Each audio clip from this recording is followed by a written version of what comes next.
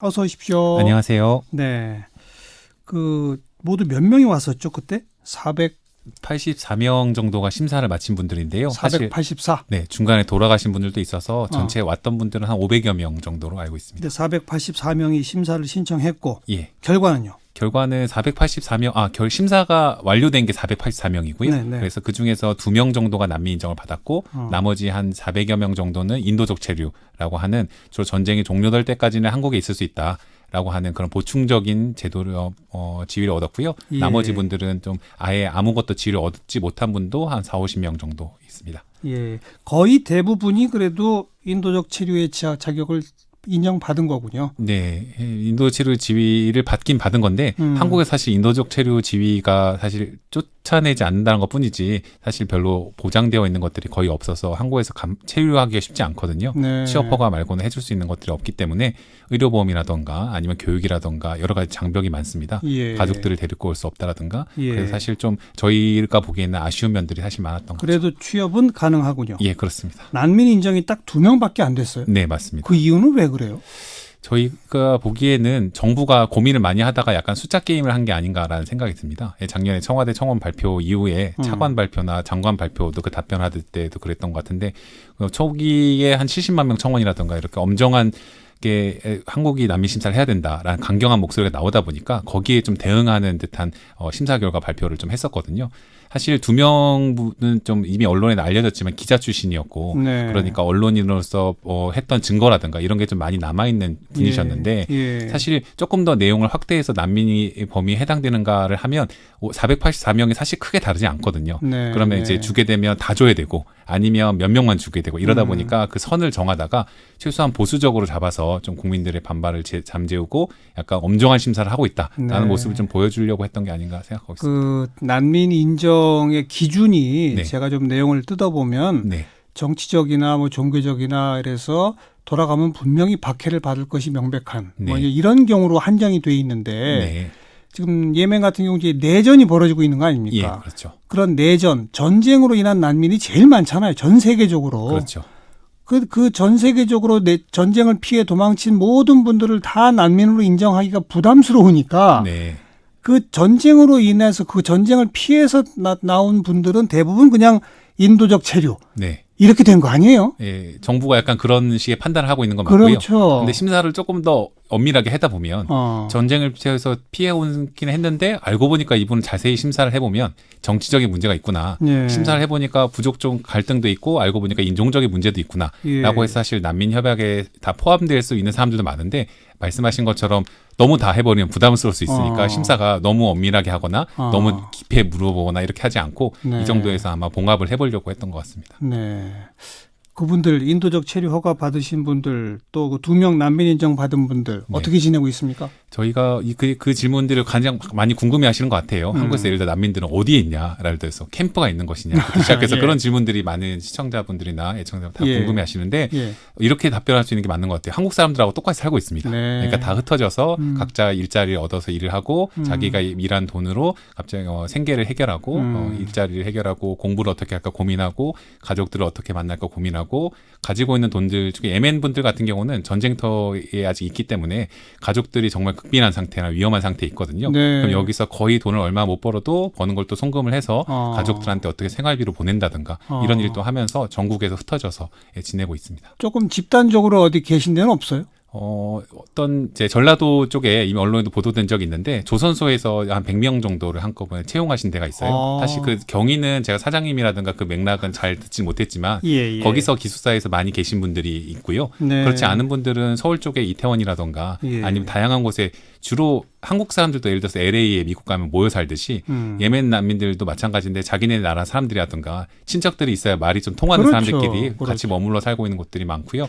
어마어마하게 숫자가 많이 집적되어 있는 곳은 사실 한국에 따로 없습니다. 그래도 몇 명 단위, 뭐 몇십 명 이런 네. 식으로 계실 수는 있겠네요. 예, 그럴 수 있죠. 아무래도. 주로 어떤 직장에 다니시나요? 아까 조선소 100명 말씀하셨는데. 근데 이게 직장이 사실 얻기가 쉽지가 않습니다. 왜냐하면 취업 허가라는 거 법적인 것 자체도 단순 노무원에 허가되도록 되어 있기도 하고요. 아무래도 언어의 장벽이 되게 크기 때문에 그렇죠. 아랍어 하시는 분들이 한국에서 사실 과거에 이 난민들 보다 보면 교수님도 계시고 아니면 뭐 변호사도 있고 예. 다양한 활동, 의사도 있고 다양한 활동을 해왔던 분들이 많지만 할 수 예. 있는 것이 언어적인 장벽이 있다 보니까 예. 단순히 시킨 이제 단순 노무업밖에 할 수가 없거든요. 예. 그러니까 주로 공장이라던가 아니면 1차 산업, 다양한 곳에 지금 취직할 수밖에 없는 그런 상황입니다. 네. 작년 봄 떠들썩할 때 네, 뭐 이 테러 우려가 있다. 네, 강력 범죄, 특히 성범죄 늘어날 것이다. 네, 뭐 별소리가 다 났는데 네. 그 후에 그런 범죄 저질러서 잡혀가거나 이런 분 안 계세요? 네, 사실상 그런 분들은 거의 없죠. 아하. 그게 어떻게 생각하면 작년에 너무너무 뜨거워서 음. 난민들을 도와왔던 활동해왔던 저희들 같은 경우도 한국 사회에서 난민이나 이주민들에 대한 어떤 저항감이 이렇게 셌나 하고 사실 생경할 정도로 그러니까요. 놀랍게 했었는데요. 예. 저희가 생각하기에는 낯설다는 거, 난민들이 낯설다는 그 감정 자체는 부인할 수 없었던 것 같고 새롭게 전학에 오면 생김새도 다르고 말도 다른 사람이 오면 낯설어서 어떻게 하지라는 생각은 누구나 할 수 있는 것 같아요. 네. 근데 그 과정에서 알고 보니까 뭐 잘 모르기 때문에 거의 가짜 뉴스도 불이 붙였던 것도 있는 것 같고 해외에서 보면 독일에선 그런 얘기가 있는데 그 이주민이나 난민은 사회에 이미 존재하는 불안을 대리한다 이런 표현이 있더라고요. 이미 존재하는 불안을 대리한다. 네. 그러니까 이미 예를 들어서 제일조선인들 같은 경우에 공격을 일본에서 제트회나 우부파들에서 공격을 받는 게 예를 들어서 실제로 말이 맞지 않지만 일본 경제가 어렵다거나 부가 공평하게 분배되지 않는다라고 생각하시는 분들 같은 경우는 한테는 어떤 게 말이 먹히냐면 제일조선인 때문에 일본 경제가 어렵다라고 하면 사실 그건 제일조선인 때문에는 아닌데 네. 그게 먹히는 게 있었던 것 같아요. 근데 예를 들어서 예멘 난민들 같은 경우도 예를 들어 여성에 대한 안전, 저는 이제 그런 걸 징표해서 보여준다고 생각하는데 한국 사회가 이제 여성들에게 안전하지 않은 사회다라는 인식이 지금 점점 더 올라오고 그렇죠. 인식을 공감들을 얻어가고 있는데 그런 부분들이 이제 보여지는 거죠. 예멘 난민들 때문에 위험한 것은 아닌데 네, 타자인 사람들 때문에 그렇게 보여지고 예멘 난민들 500명 때문에 청년 실업이 생기는 것은 아닌데 우리가 사회가 갖고 있었던 그런 청년 실업이 네. 그렇게 투사되는 이런 형태의 구조가 있는 것 같고요. 그 낯섦이 그런 쪽으로 가도록 좀 추동하거나 여기다 부채질한 사람들도 있었던 것 같고 지금은 다행히도 차분하게 어느 정도 다 바라볼 수 있는 그런 여지를 찾았지 않나 생각하고 있습니다. 네. 이 인도적 체류 허가 받으신 분들은 기한에 제한 없이 계속 계실 수 있나요? 네. 본인이 원하면? 원칙적으로는 정부가 명확한 입장을 밝히지 않았지만 일단 내전이 종료할 때까지 정도로 이제 정해놓은 것입니다. 그래서 예멘 난민들 같은 경우도 500여 명이 그렇지만 시리아 분들도 1000명 이상 이미 한국에 살고 계시거든요. 아, 그래요? 네, 그래서 이미 살고 계시고 인도 체류를 받은 분들이 대부분인데 예. 그러면 이제 전쟁이 종료되면 연장을 안 할 수도 있다라는 이제 정부의 그런 의지가 있는데 사실 그것도 간단하진 않은 것 같아요. 전쟁이 딱 종료되면 종료됐다고 이제 위험하지 않다라고 네. 선언한다는 것이 어렵죠. 사실 간단치 않기 때문에 네. 저희들이 주장하기로는 특별하게 예외적인 사유가 있지 않은 한 계속해서 연장할 수 있는 게 맞다고 보고요. 알겠습니다. 그분들에 대한 궁금증은 이제 대충 풀었고 네. 오늘 모신 건 6월 20일이 유엔이 정한 난민의 날이기 때문입니다. 네. 왜 특별히 6월 20일을 정한 뭐 이유가 있나요? 저도 그 연원에 대해서는 명확히 모르는데 어. 아프리카 지역에서의 난민의 날로 옛날부터 정해져 왔다고 하고 이걸 기념하는 날이 없었다는 어떤 전 세계적인 반성 속에서 네. 2000년도에 유엔 총회에서 이 날을 지정했다고 하고요. 네. 그래서 모든 나라에서 동시에 월드 레피지 데이라고 2월 20일을 기념하고 있습니다. 전 세계적으로 지금 난민 숫자가 얼마나 되는 겁니까? 그게 작년 말 통계는 아직 안 나온 것 같고요. 유엔 난민기구에서 2017년 말 기준으로 6,800만 명 정도 된다. 6,800만 명? 예, 와, 우리나라 인구보다 훨씬 많네. 그렇죠. 그러니까 사실 그러니까 난민 이슈가 생각보다 매우 심각하고 예. 세계적으로 논의를 하자면 가장 탑 프라이어리티에 있는 예. 이슈인데 예. 한국에 온 난민들 정말 극소수거든요. 그렇죠. 정말 극소수인데 이제 많이들 놀라시게 됐던 그런 상황들이고 예. 그 6,800만 명, 그러니까 지역별로만 보면 어느 지역에 제일 많은 겁니까? 그러니까 나라 발생 지역들은 되게 다양한데 주로 이게 가슴 아픈데요. 그러니까 난민들이 주로 머물고 있는 곳은 난민 국적국 주변입니다. 예를 들어서 그렇겠죠. 시리아나 예멘 이러면 그 주변에 터키라던가 바로 인근 국가. 레바논이라든가 멀리 가지 못하고 멀리서 비자가 없어서 들어오지 못하게 한다거나 아니면 여행할 돈이 없다든가 네. 이렇게 되다 보면 그 인근 네. 국가에 가장 많이 머물러 있는 게 사실이고요. 네. 근데 그 인근 국가에서 제대로 된 보호를 또 못 받잖아요. 그렇죠. 그냥 난민촌 같은 형태가 돼버리는 거죠. 그렇죠. 그리고 국제구호단체에서 좀 근근히 지원하고 네. 이런 거죠. 네. 그러니까 아무래도 법적인 사람들이 워낙 많아지다 보니까 상당수가 그런 상황이다. 예, 그렇습니다. 그나마 제주도까지 오신 분들은 그때도 우리가 기억이 납니다마는 예멘 안에서 그래도 꽤 고학력, 네. 전문직, 어느 정도 좀 돈도 있으셨으니까 브로커를 통해서 네. 한국까지 오실 수 있었던 거 아닙니까? 그럴 수도 있죠. 예를 들어 지금 예멘 분들 중은 시리아하고 다르게 음. 시리아 사람들 같은 경우는 한 500만 명 이상이 외국에 이미 나가 있는데 예멘 분들 같은 경우는 그 나라 안에만 예를 들어서 전쟁이 나도 서울에 있는 분들이 부산에 피난 갔듯이 네, 예멘 네. 안에만 있는 분들이 많은데요. 예. 외국에 나와 있는 분이 한 20만 명 정도 됩니다. 예. 근데 그 중에서 말레이시아에 많이 있었고요. 예. 말레이시아에서 어떻게 우연히 한국에 네. 들어올 수 있다라는 길을 알았던 분들이 차단되기 전에 한 2, 3주 정도에 네. 500여 명이 왔던 것이고 네. 그렇죠. 6,800만의 난민 가운데 한국을 찾는 분은 정말 극소수다. 아까 네. 말씀하셨는데 네. 그래도 94년 이후에 난민 신청자가 5만 1,000명입니다. 맞아요? 네, 맞습니다. 그 정도 됩니다. 그러니까 최근 들어서 자꾸 더 늘어나고 있는 건 맞죠? 네, 그렇습니다. 그런데 인정 비율이라고 그러나요? 예. 난민 인정 비율은 지금 몇 %입니까? 그것도 매년 달라지는데요. 한 1% 즈음에 있었던 적도 있고요. 작년 같은 경우에 3% 왔다 갔다 한다고 생각하는데 이거는 이제 동아시아 지역이 대부분 그렇지만 난민 인정률이 낮은 나라들을 불립니다. 일본 같은 경우도 그렇고 동아시아가 다 그래요? 예, 동아시아 지역에 일본, 한국, 홍콩이 이제 아무래도 보면 이민 국가가 아니고 인종적으로 다양하지 않은 부분이 있다 보니까 조금 보수적으로 심사를 하는 경향이 있고요. 네. 예를 들어 유엔이 말하는 통계 이런 게 명확하게 있지는 않지만 전체 숫자를 통계를 해서 한 보면 33% 정도가 세계적인 평균이거든요. 그 미국 같은 경우도 엄격한 난민 심사를 할 걸로 우리 이민 정책을 예. 펼칠 걸 예상하지만 실제 평균을 잡으면 40% 정도 난민 인정이 됩니다. 근데 한국은 3%, 재작년 같은 경우 1% 정도였기 때문에 사실 격차가 많이 있죠. 네.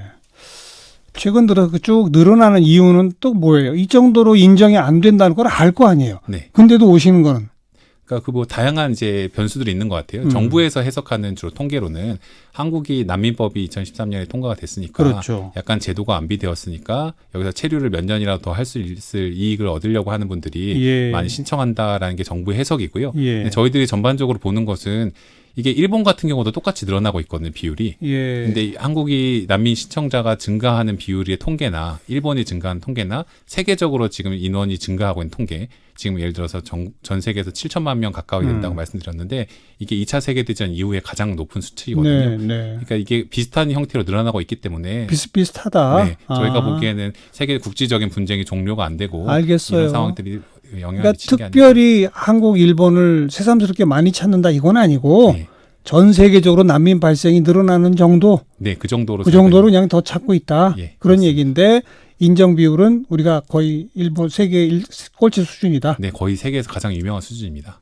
매우 엄격하게 심사하고 있고 가능하면 들어오지 못하도록 최선을 다해 정부가 막고 있기 때문에 그렇기 때문에 사실 난민들 때문에 우리나라 위험하다라고든가 이런 식의 염려를 하실 분들은 그렇게 염려하시지 않아도 네. 이미 한국이 매우 보수적인 형태의 이민 난민 정책을 펼치고 있습니다. 그 난민 인정 신청을 했다가 일단 거부당해도 다시 또 재심도 신청하고 뭐 이렇게 상당 기간 체류할 수는 있다면서요? 네, 상황에 따라서 다시 신청할 수 있는 경우들이 있죠. 근데 그게 이제 한국 정부가 난민 제도를 운영하는 반면인 거죠. 이 동안에 우리가 당신이 돌아가면 위험한지 안 위험한지를 한번 한국이 심사를 해주고 위험하면 당신을 이제 한국에 있을 수 있도록 해주겠다라는 이제 그런 제도를 운영하게 되면 예. 그 기간을 이제 있도록 해주는 거잖아요. 예. 근데 과거에 왔을 때 위험했다가 위험이 좀 없어질 사람도 있고 전쟁이 없어지거나 어떤 사람들 같은 경우는 처음에는 문제가 없었는데 나중에 알고 보니까 더 문제가 생겼거나 한국에서 활동하거나 자기의 활동이 알려졌거나 이런 경우도 있어서 다시 신청하게 되는 것도 네. 제도는 마련되어 있거든요. 네. 그래서 그런 경우는 다 신청하면 있을 수 있는데 다만 이제 일각에서 이야기하시는 것처럼 다시 신청을 할 수 있다고 해서 되게 행복하게 평화롭게 지낼 수 있는 건 전혀 아니고 아니죠. 다시 신청하면 아이디도 뺏기고 그러면 통장도 못 만들고 아무런 사회 공부상 이제 존재하지 않는 사람이 취업도 되고 안 되고. 취업도 안 되죠. 취업이 안 되니까 그런 불법 취업 상태가 되고 예. 어쩔 수 없으면 예. 그러다가 이제 단속되거나 기간을 약간이나 놓치면 외국인 보호소에 구금되고 하는 상태이기 때문에 다시 신청할 수 있으니까 너무 넉넉하게 한국의 제도가 여유롭다 그렇게 볼 건 아니고. 그건 아니로군요. 그동안 많은 이런 난민분들 또 신청했다가 된 분 안 된 분 다양한 사례를 접하셨을 텐데 뭐 가장 좀 기억에 남는달까? 뭐 또 우리나라가 너무 까다롭게 군달까? 뭐 이런 사례가 있나요? 그 사례들은 정말 뭐 난민 한 명 한 명의 이야기가 사실 제가 보면 전부 다 그렇거든요. 제가 다 기억에 남는 일들이고 지금 기억에 남는 분 중에 하나는 이제 시리아에서 오셨던 네. 난민분 한 분 제가 도와서 난민정을 받았거든요. 한국 시리아 분들이 1,200명 중에 난민정 받은 사람이 6명 정도 되는데 예. 제가 3명 정도 도왔습니다. 예. 그 중에 한 분이 한국에서 어렵게 예. 정말 어렵게 한국에 와서 외국인 보호소에 구금되었다가 예. 저희가 도와줘서 이제 나오시게 되었고 예. 난민증을 너무너무 받고 싶었는데 그 이유가 한국에 원래 오고 싶어서 온 게 아니었어요. 다 독일이나 다른 나라에 가려고 했다가 어차피 네. 한국에 걸렸었는데 그 과정에서의 난민증을 힘들게 받으려고 했던 이유가 난민증을 받으면 가족들을 데려올 수 있거든요. 그래서 2년, 3년 걸리면 아내든 아이들도 한국으로 데려와서 하려고 했는데 막상 난민증을 받고 나니까 아내랑 아이들 중에 아이들은 터키에서 태어난 아이들은 여권이 없는 거예요. 그러니까 비행기를 탈 방법이 없으니까 한국 정부가 또 데려올 수 있는 길들을 마련해주지 않고 예. 그러니까 생이별 상태에서 어떻게 할까 하다가 고민하다가 이제 다른 제3국으로 겨우겨우 어떻게 또 가신 분이 계세요. 보다 보니까 이제 그런 거죠. 이제 한 명 한 명의 이야기가 예. 매우 기구하기도 하고 네. 안타깝기도 하고 저희 아버지 뭐 저희들 친구 이런 이야기인데 그래서 사실 모든 난민들의 이야기가 다 머리 생생하게 기억이 납니다. 참 돌이켜보면 우리도 일제 때 한국 전쟁 때 얼마나 많은 분들이 난민이었습니까? 네. 그죠? 그런 걸 생각하면서 이 유엔이 정한 난민의 날 우리의 난민 정책 너무 까다로운 거 아니냐? 네. 한번 좀 서로 고민을 나눠야 될 것 같네요. 네. 작년에 예멘 분들이 오셔가지고 우리 사회한테 큰 고민거리, 숙제를 남겨주셨는데 바람직한 결론은 아직은 안 난 것 같아요. 더 논의를 해야죠. 네, 그렇습니다. 네, 공익법센터 어필의 이일 변호사 함께 만났습니다. 한국 난민인권 네트워크 의장도 맡고 계세요. 이일 변호사님 고맙습니다. 예, 감사합니다.